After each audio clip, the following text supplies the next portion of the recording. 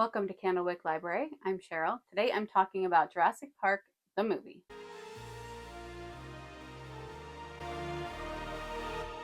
My Jurassic Park videos about the book were extremely spoiler heavy, and this video will be as well for the movie. First, I will give my thoughts on the movie in general before I get to the spoiler section. I think that Jurassic Park was an almost perfect adaptation. I say almost just because there are so many things that I wish had been in it, and there were a few things that they changed that I didn't understand why they changed.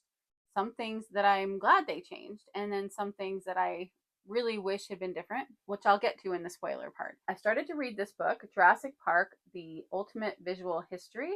This is put together by James Mottram, and I didn't even know this book existed a few weeks ago.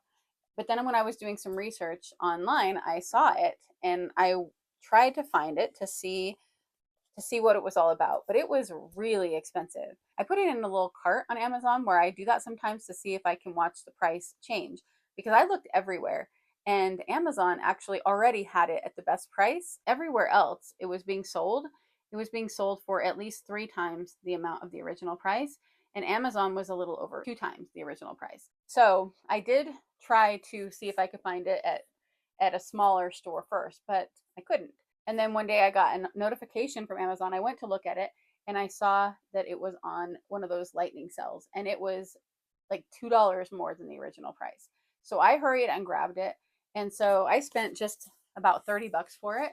And that still felt like a lot to me, but it was so worth it. So if you are really interested in the movies and want to learn all of the background stuff, like I know that some people, they just want to watch the movie and they don't want to know how they did anything. They don't want to know any of the stories about it. Just like most things in my life, I love knowing all of the details. I don't know why I'm like that, but I am. I have books like this about Harry Potter. I think I had some about the Hunger Games. I love learning this kind of stuff.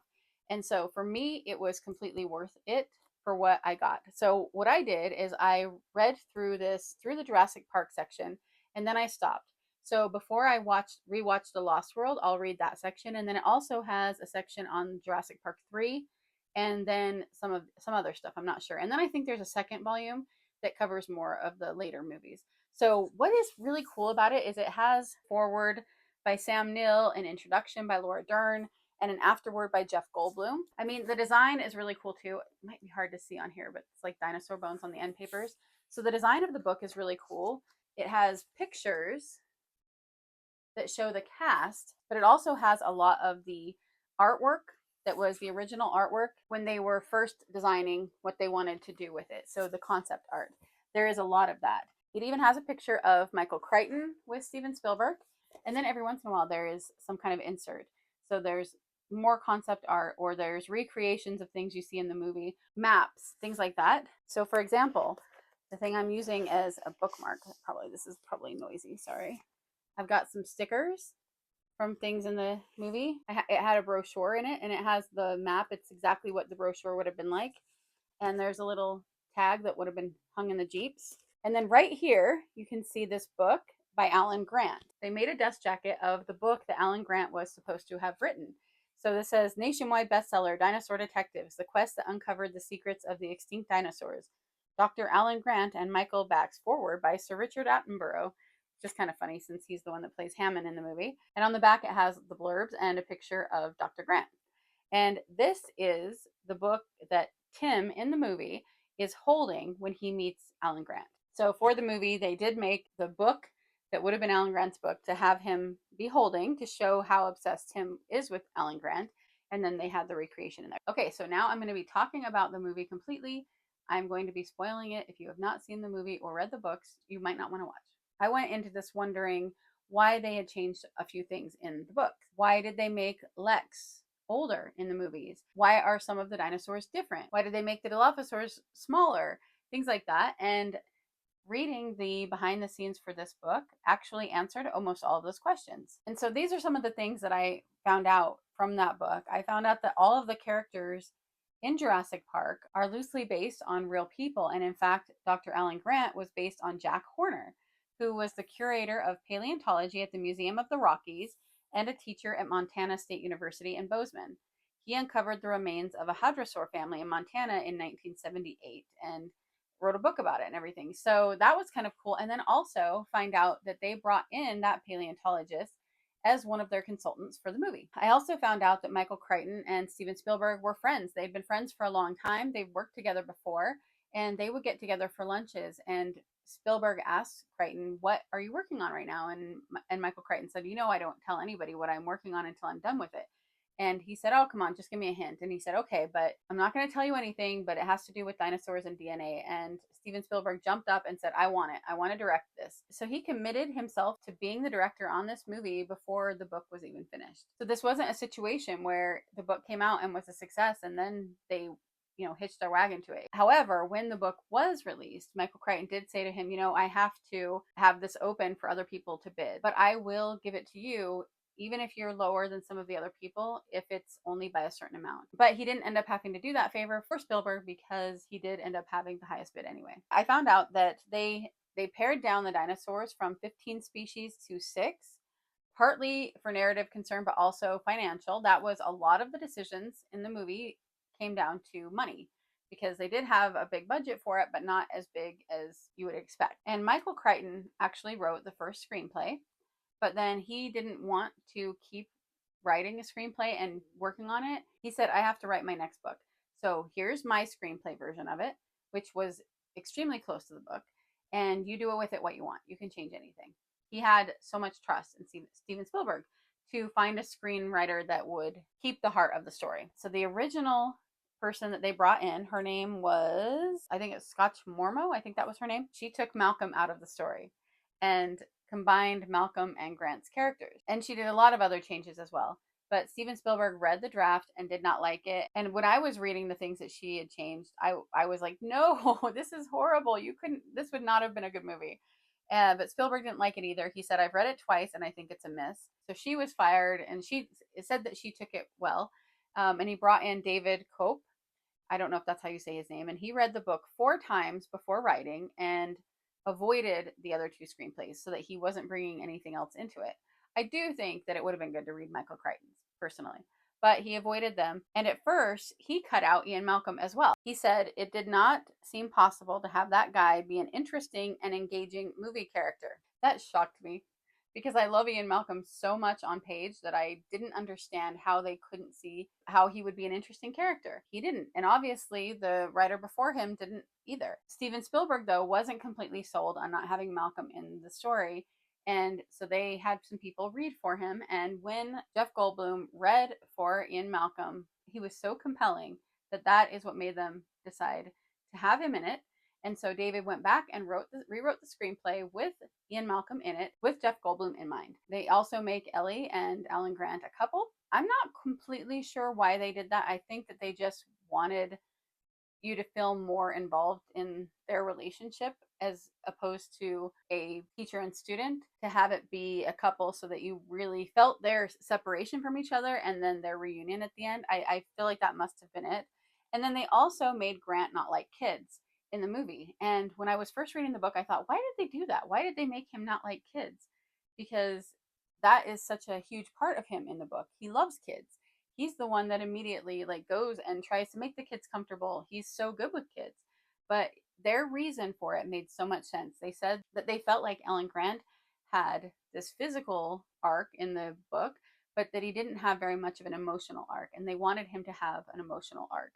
And that would be it. It would be if they made him not like the kids, but then he is the caretaker of the children, and by the end he loves them, then we would see that change in him. It would draw us into him really well. And also, my question about why they had Tim be the younger one was because Steven Spielberg really wanted that actor for Tim, and he looks younger than he is.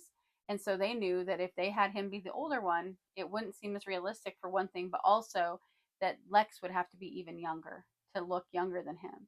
And that would have really messed with the story.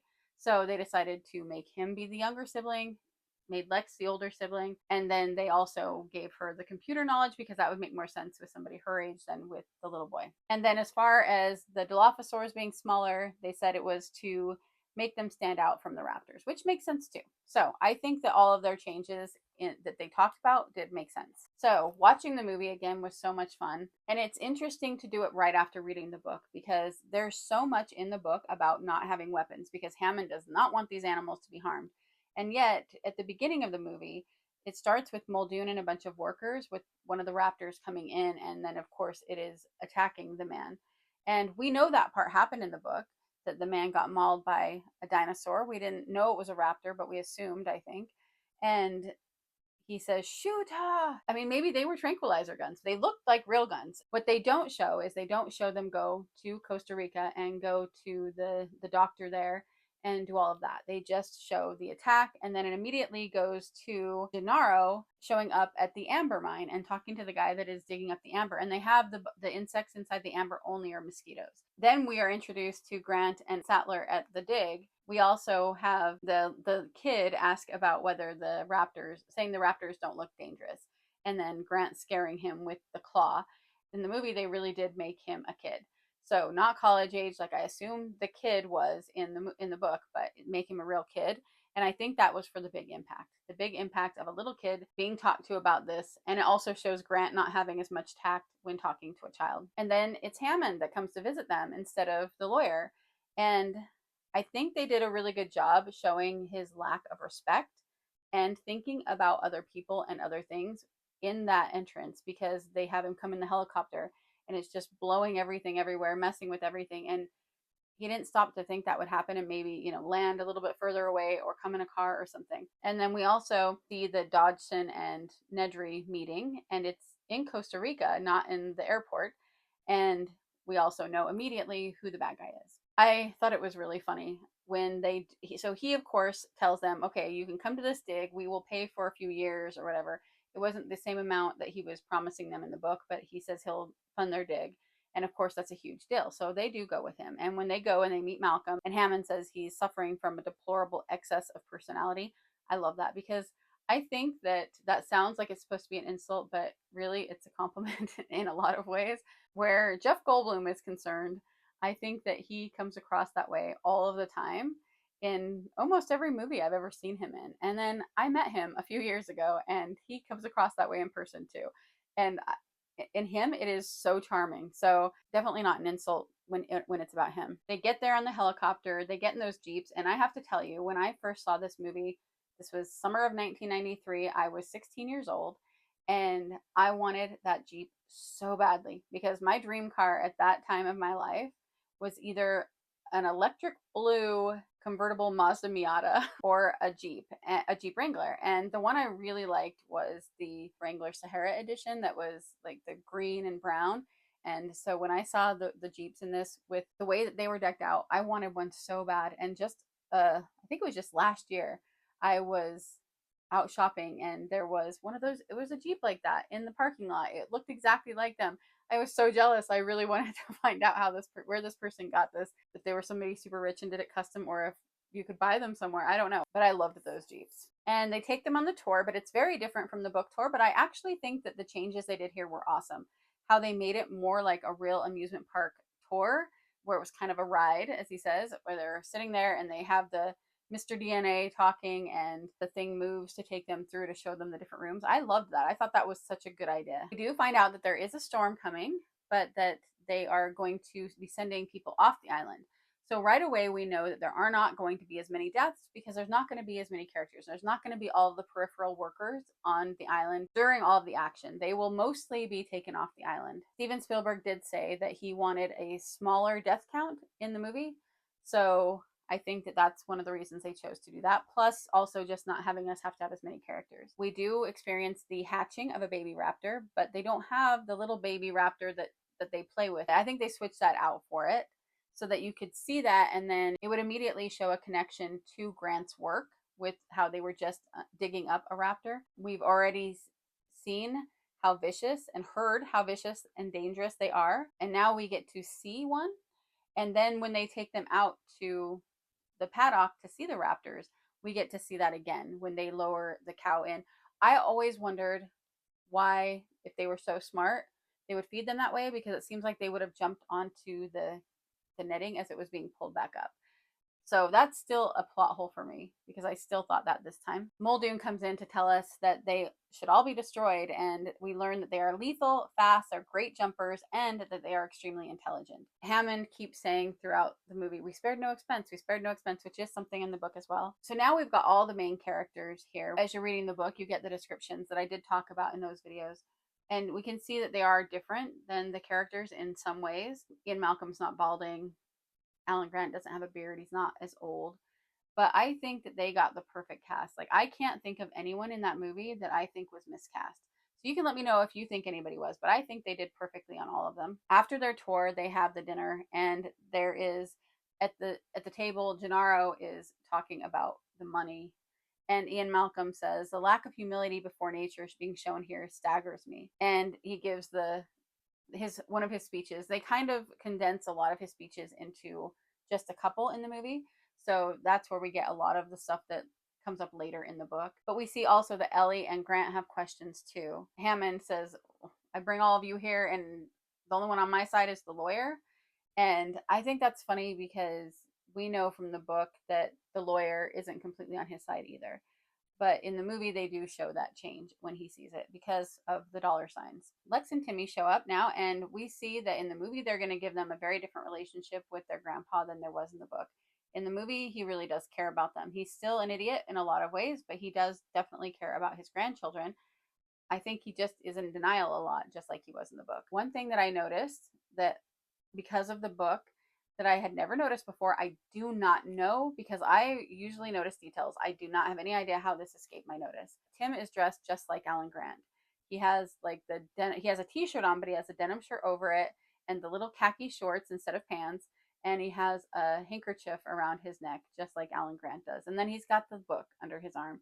It's so cute. Once I realized that, I loved that detail. And Lex is wearing a baseball cap. So I feel like that was a little bit of a nod to her in the book being a young girl that loves baseball. Another thing that I never noticed before was that when they get in the cars and they start to drive and the steering wheel is going by itself, that Tim says a ghost as he points at it, and they both laugh. And I don't know why I never noticed that before either. But it's such a realistic thing for reaction for a child to have. When the voice is coming over the speakers, Hammond says, I think it's Richard Kiley. I think that was the name. I cannot remember the name. I think it was Richard Kiley, and he says spared no expense.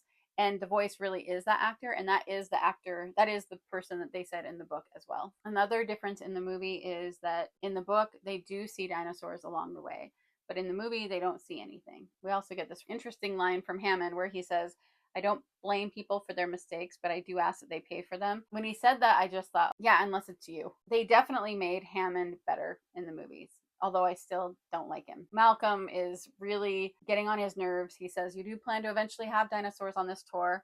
And this is where Malcolm tells Ellie about the chaos theory with the water and the imperfections in the hand. And in the book one, I think I mentioned that that was actually a pool ball and the table when Malcolm said that. But then also later on, the water in hand conversation happens, but it's between two different people, not Malcolm. And when we get to the sick dinosaur in the movie, it is a Triceratops, not a Stegosaurus.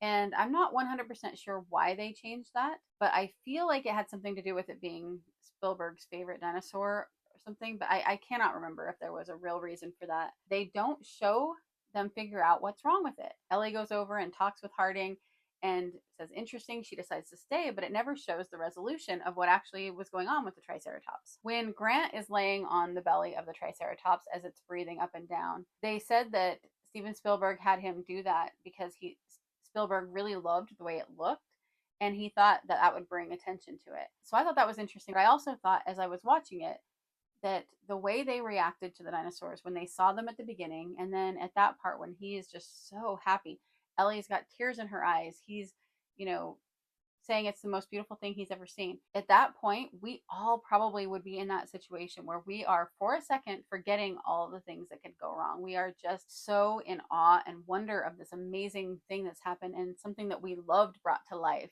And I think that really drives it home of how we all would feel and then what would happen. They had a real hurricane hit Hawaii while they were filming, and so some of the footage is real footage of the hurricane that some of the guys risked their life to go out and get. They weren't told to, they just did.